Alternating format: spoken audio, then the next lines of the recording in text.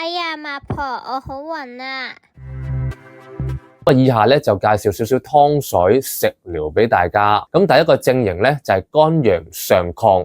肝陽上亢除咗暈之外，會產生乜嘢嘅症狀啊？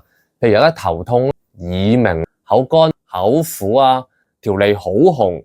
女性或者會兼有經期唔準，或前或後，甚至會有經痛等等嘅表現嘅。呢個食療咧就係決明菊花飲，材料咧就係炒決明子2錢。紅白菊1錢，糖冬瓜適量，將以上嘅材料清洗一下，全部放入個杯裏面，記得加滾水蓋住個蓋，焗10分鐘左右就可以飲噶啦。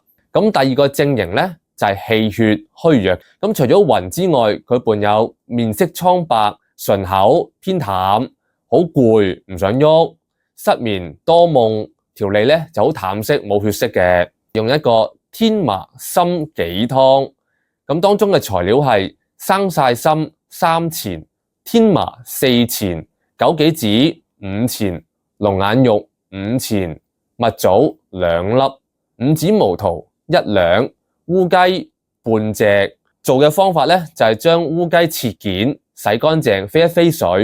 咁個蜜棗咧預先浸開佢，然之後再將所有嘅材料擺入個煲裏面。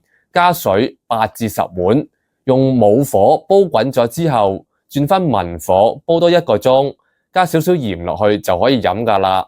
咁大概咧就適合4至5人家庭去飲用。咁最後一個咧就係一個痰濕內停嘅症型。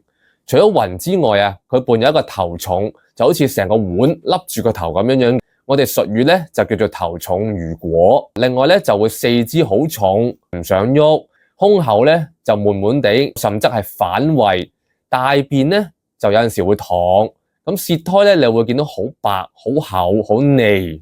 食材方面咧就用一個陳述茶，咁啊裏面咧包含一個3年嘅大紅皮1角、蒼術1錢，另外麥芽糖適量。先將啲陳皮咧切咗絲，然之後將陳皮同蒼術一齊放入個杯裏面。加滾水冚蓋10分鐘左右，最後加入適量嘅麥芽糖調味就可以飲用啦。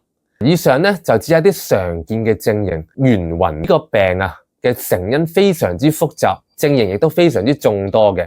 咁如果有問題嘅話，建議都係揾翻你哋嘅相熟中醫師或者治療師進行一個診斷先至去用啦。